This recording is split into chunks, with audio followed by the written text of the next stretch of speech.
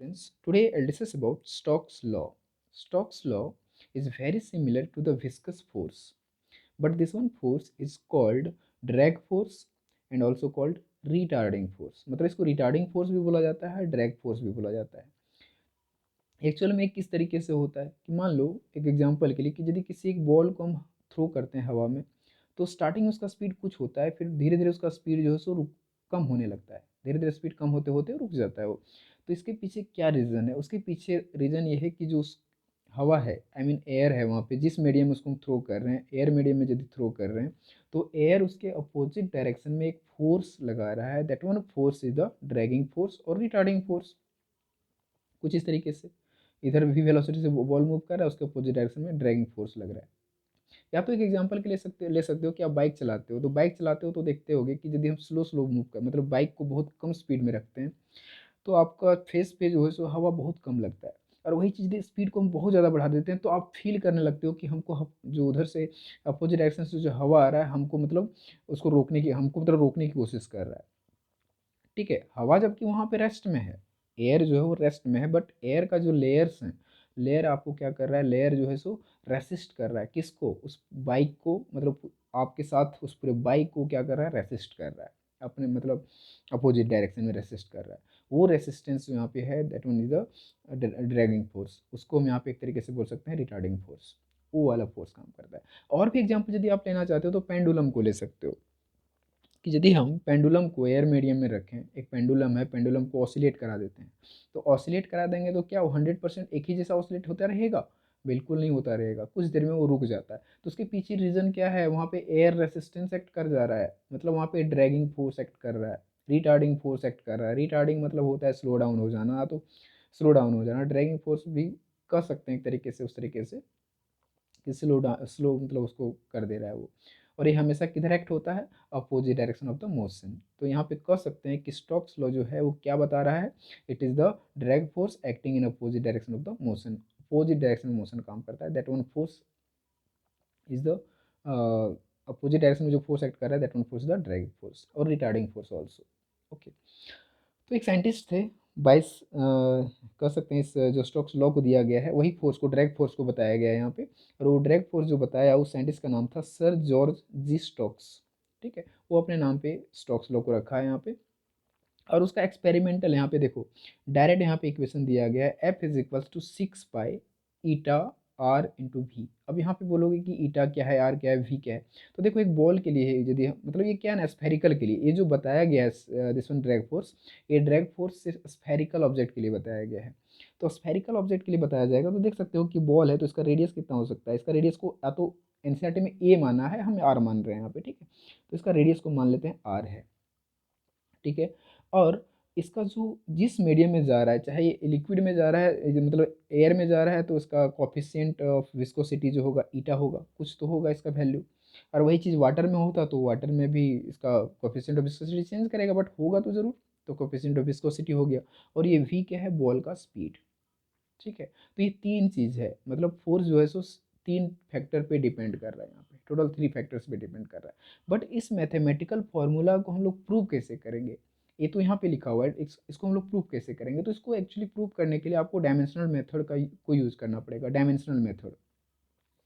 ये dimensional method किस तरीके से? तो हम यहाँ पे एक तरीके से मान सकते हैं कि मान लो एक बॉल है जो कुछ किसी मीडियम में मूव कर रहा है, और उसके अपोजिट डायरेक्शन में एक फोर्स एक्ट हो रहा है, उसी फोर्स को हमको यहाँ पे कैलकुलेट करना है। तो वो फोर्स किस किस फैक्टर पे एक्ट हो रहा है, किस किस फैक्टर पे डिपेंड कर रहा है, तो मतलब वो फोर्स जो किस किस फैक्टर पे डिपेंड कर रहा है। तो यहाँ पे देख सकते हो 3 फैक्टर है टोटल।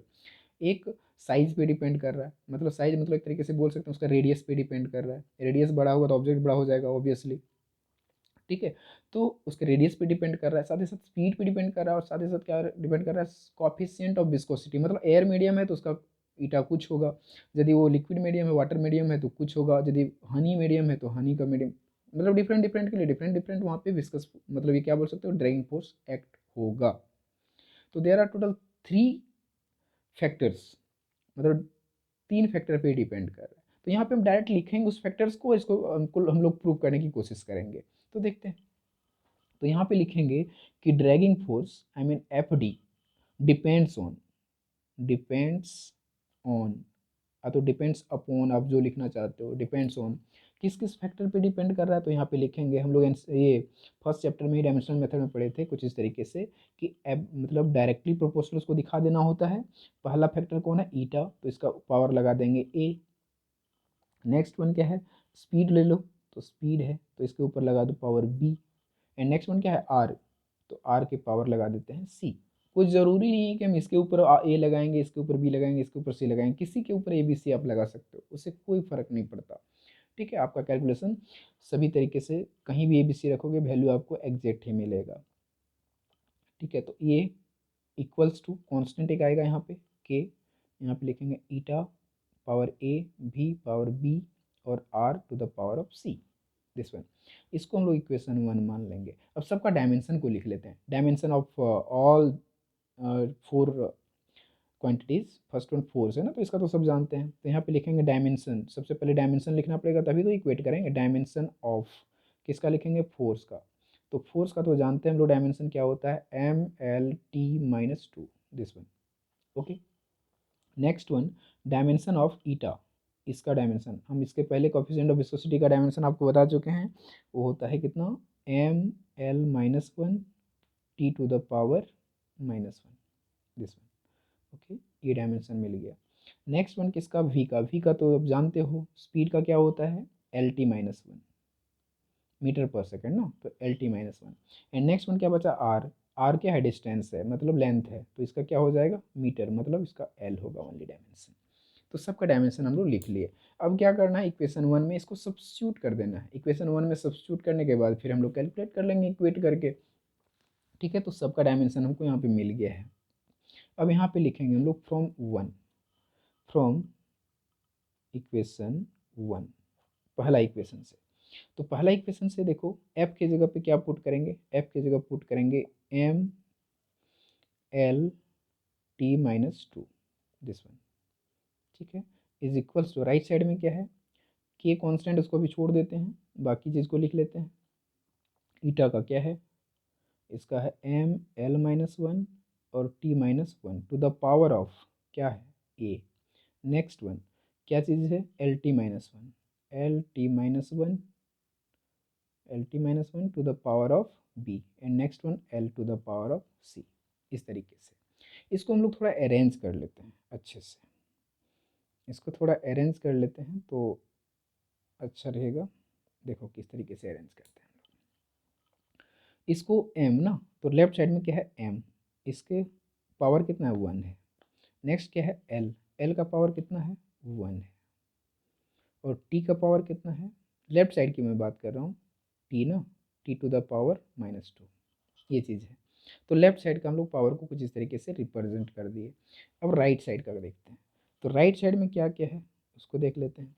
राइट साइड में है देखो, एम, एम पर पावर क्या क्या हो सकता है, यदि मैं यहाँ पे सेपरेट सेपरेट लिखना चाहूँ तो पहले एक बार ऐसे लिख लो, M to the power A होगा, L to the power minus A होगा और T to the power minus A होगा, कुछ इस तरीके से। इसके साथ हम पहले अंदर कर लिए, ठीक। नेक्स्ट वन क्या है, एल टी माइनस वन, तो एल पर पावर बी है और टी टू द पावर क्या होगा, माइनस बी। केवल कुछ नहीं कर रहे, पावर दोनों के लिए हम यहाँ पे एडजस्ट कर दिए। और लास्ट वाला क्या है, एल टू द पावर सी हो जाएगा, इस तरीके से।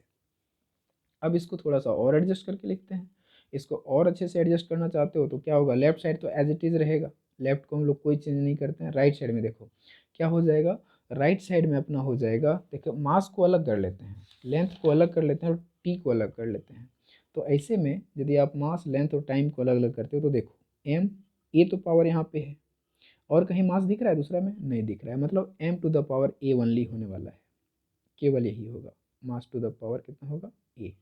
ठीक है, नेक्स्ट एल पर देखो, एल पर क्या क्या हमको मिलेगा, तो एल पर पावर कितना है, माइनस ए, और इस पर एल कितना है, बी, तो प्लस में, मल्टीपल में प्लस हो जाता है, और एल टू द पावर सी मतलब प्लस सी, ये मिल गया। और टी पर देखो क्या क्या है, टी इसमें है माइनस ए, और क्या है इधर टी पर पावर माइनस बी, और कहीं नहीं है, तो ये मिल गया हमको।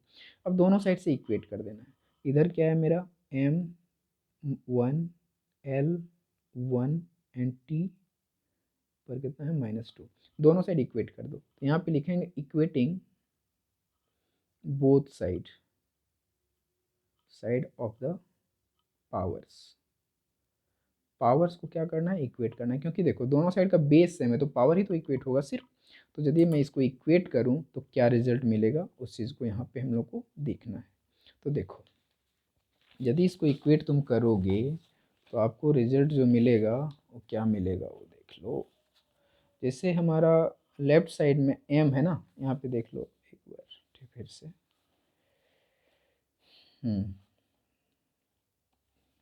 ये देखो ये हो जाएगा ए और इधर m पर पावर 1 है, मतलब a इज इक्वल टू कितना मिलेगा 1। तो यहाँ पे हम लिखेंगे a is equals to 1, equation number first. ठीक है, नेक्स्ट देखो l पर 1 है पावर, इधर क्या है minus A plus B plus C, तो इसको लिखेंगे minus A plus B plus C is equals to 1, equation number 2। दो हो गया। नेक्स्ट वन टी पर देखो माइनस ए माइनस बी पर पावर कितना है -2, मतलब यहाँ पे लिख देंगे minus A minus B to the is equals to -2, equation number 3। ये तीनों इक्वेशन हम लोग यहाँ पे फिलहाल लिख लिए। अब इसको देखो कैसे कैलकुलेट करते हैं। हमको ए बी सी का वैल्यू निकालना है, तो ए का तो ऑलरेडी निकला हुआ है, कितना 1 है। यदि ए का 1 है ऑलरेडी निकला हुआ है, तो अब हम लोग को यहाँ पे करना क्या है, यहाँ पे हम लोग 1 और 2 इक्वेशन को ले लेते हैं, इक्वेशन 1 और 3 को लेते हैं तो बेटर होगा, क्योंकि यहाँ से b का वैल्यू मिल जाएगा। तो यहाँ पे लिखेंगे फ्रॉम इक्वेशन 1 एंड 3, तीनों को लेते हैं। देखो 1 और 3 को लेंगे तो यहाँ पे a का वैल्यू को रख देंगे तो हमको b का वैल्यू मिल जाएगा। तो यहाँ पे क्या लिखेंगे 3 को, यहाँ हो जाएगा a की जगह -1 minus B is equals to -2, मतलब कितना मिलेगा minus B is equals to -2, ये उधर जाएगा तो +1, मतलब कितना मिला, ये मिल जाएगा हमको -1। ये माइनस कैंसिल, मतलब b इज इक्वल्स टू क्या मिल गया 1। a is equals to already 1 है, b इज इक्वल्स टू भी 1 मिल गया। अब हमको तीसरा चाहिए, तीसरा मतलब कौन सा c चाहिए। तो अब ऐसा करते हैं, यहाँ पे लिख सकते हो इस तरीके से पुट या तो putting the value of A and be in equation third में पुट कर देते हैं हम लोग। थर्ड में यदि पुट कर देंगे तो हमको मिल जाएगा। थर्ड में आप देख सकते हो क्या क्या है, थर्ड में है minus A plus B plus C is equal to 1। तो माइनस ए की जगह क्या होगा -1, मतलब 1 होगा तो माइनस ऑलरेडी अपने उसके पास है ना। बी की जगह क्या 1 है तो 1 पुट कर दिए, प्लस सी को छोड़ दो इज इक्वल्स टू 1। तो क्या कैलकुलेट होगा, देखो ये तो ऑलरेडी कट जाएगा -1 +1, तो सी इज इक्वल टू क्या मिल गया हमको 1 मिला। तो ए का भी वैल्यू 1, बी का भी वैल्यू 1, सी का भी वैल्यू 1, तीनों का वैल्यू हम लोग को यहाँ पे मिल चुका है। तो अब डायरेक्ट इक्वेशन में पुट कर देते हैं। वो इक्वेशन क्या था, इक्वेशन था F D is equals to, equation था हमारा के एन ए रीटा ए वी वी एंड क्या था आर सी, यही था। तीनों का पावर 1 है, तो जब तीनों का पावर 1 है तो यहाँ पे डायरेक्ट लिख सकते हैं के ईटा 1 भी 1 एंड आर पर पावर 1, मतलब ये के का वैल्यू यहाँ पे एक्सपेरिमेंटल है 6 पाई, यहाँ पे लिखना पड़ेगा K is equal to 6 pi experimentally experimentally आपको इसको लिखना पड़ेगा। तो के इज इक्वल टू 6 पाई और यहाँ पे क्या मिला ईटा वी आर। तो ये फॉर्मूला प्रूव हो गया आपका, ये चीज़ बता रहा है।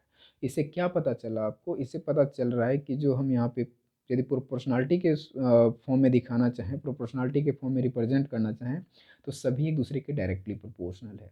मतलब ड्रैगिंग फोर्स दिस वन या तो क्या बोलते हैं इसको, retarding force is directly proportional to the coefficient of viscosity, speed of the object and radius of the sphere. जो स्फेयर मूव कर रहा है उसका रेडियस पे डायरेक्टली प्रोपोर्शनल, ये चीज़ ईटा जो है डायरेक्टली प्रोपोर्शनल, ये भी डायरेक्टली प्रोपोर्शनल। तो खुद समझने की बात है, यहाँ पे देख सकते हो कि ड्रैगिंग फोर्स कहाँ पे काम ज़्यादा करेगा। एक तरीके से विस्कस फोर्स जैसा तुम इसको सोच सकते हो। तो विस्कस फोर्स कब ज़्यादा होगा, विस्कस फोर्स तभी ज़्यादा होगा जब कोएफिशिएंट ऑफ विस्कोसिटी हमको ज़्यादा मिलेगा, मतलब ज़्यादा डेंस वाला मटेरियल मिलेगा। ज़्यादा डेंस वाला मटेरियल मिलेगा तो ज़्यादा डेंस मतलब ज़्यादा विस्कोसिटी, यदि ज़्यादा विस्कोसिटी है तो वहाँ पे हमको ज़्यादा ड्रैगिंग फोर्स भी मिलेगा। तो ये हो गया डायरेक्टली प्रोपोर्शनली दोनों के बीच में। स्पीड जितना तेज़ हम करेंगे उसका स्पीड को उतना ज़्यादा उसके अपोजिट डायरेक्शन में फोर्स एक्ट होगा। क्योंकि देखते हो बाइक चलाते हैं हम, तो बाइक चलाते हैं तो जितना ज़्यादा स्पीड बढ़ाते हैं उतना ही तेज़ी से हमको अपने फेस पे हवा लगता है, तेज़ी से ज़्यादा ज़ोर ज़ोर से हवा लगता है ना। तो ये चीज़ है ड्रैगिंग फोर्स, मतलब हवा जो है सो आपके अपोजिट डायरेक्शन में ज़्यादा फोर्स लगाएगा, तो ड्रैगिंग फोर्स जो है सो अपोजिट डायरेक्शन में ज़्यादा काम करेगा। ऑब्जेक्ट जितना बड़ा होगा, मतलब रेडियस बड़ा तो स्फेयर बड़ा होगा, यदि ऑब्जेक्ट बहुत बड़ा होगा तो ड्रैगिंग फोर्स भी बड़ा होगा। तो ये चीज़ है आपका स्टोक्स लॉ। ठीक है, तो स्टोक्स लॉ इस चीज़ को यहाँ पे बताता है कि ड्रैगिंग फोर्स किस किस फैक्टर पे डिपेंड करता है और इसका जो फाइनल इक्वेशन है वो क्या होगा। तो इसको हम लोग बोल सकते हैं this is the required expression, this is required expression expression of Stokes law, Stokes law. Okay, कैसे आया, क्या क्या कैलकुलेट किए आप देख लिए आज ऑलरेडी। ठीक है, एग्जाम्पल में आपको बोला जाए तो पेंडुलम को भी ले सकते हो। ठीक है, और इसको और बेहतर तरीके से समझना चाहते हो, यदि आप घर में ही समझना चाहते हो तो क्या करो, आप एक बार हवा में हाथ को ऐसे से हिला के देखो, तो यहाँ पे ड्रैगिंग फोर्स बहुत कम फील होता है, लेकिन वही वाटर के अंदर ले जाओ तो वहाँ पे देखना ड्रैगिंग फोर्स किस तरीके से काम करता है। आपको हाथ में ही फील हो जाएगा, अपने हैंड मतलब हाथ से ही फील हो जाएगा कि अपोजिट डायरेक्शन में एक फोर्स वहाँ पे एक्ट हो रहा है। ठीक है, सो ड्रैगिंग फोर्स होता है, मतलब ड्रैगिंग फोर्स या तो रिटार्डिंग फोर्स जो भी है वो किधर काम करता है, opposite direction of the motion, motion के अपोजिट डायरेक्शन में, जो भी ऑब्जेक्ट मोशन कर रहा है उसके अपोजिट डायरेक्शन में ड्रैगिंग फोर्स काम करता है। दैट वन ड्रैगिंग फोर्स जो है वही है किसका एक्सप्रेशन है, this one dragging force is the expression of the Stokes law. Stokes law कुछ इस तरीके से हम लोग प्रूव किए। Okay, okay then this is all about of the two lecture, so thank you for watching.